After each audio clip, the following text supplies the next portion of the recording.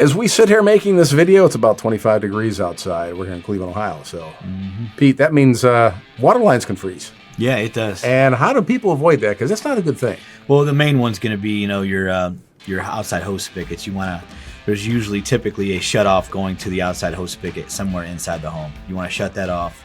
Disconnect the hose itself from the spigot as well. Yeah. And then even going as far as putting those little caps over them. Those little styrofoam things. I've seen those. Yep, use those myself. That's for that. Here we go again. That's right.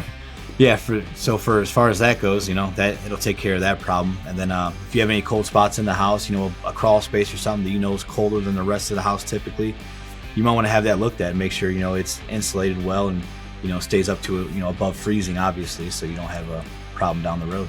And then if it's in a spot, I know I've got an old house and my water actually comes in my garage, like my main. Okay.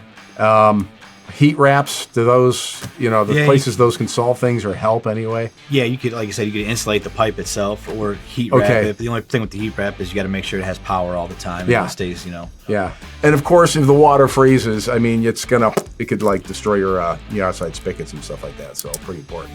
Right. And it'll leak, Mm-hmm. So. And you won't know it till it gets warm again and all of a sudden you got water everywhere.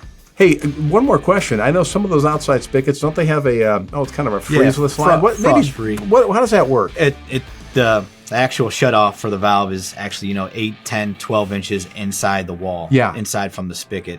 So it's shutting the water off inside the home versus at the spigot So itself. the water's not coming up against the outside. Yeah. Okay, that's pretty neat. So. Okay, so you got some options there, but make sure to check out all your outside spigots and all that because it is important this time of year.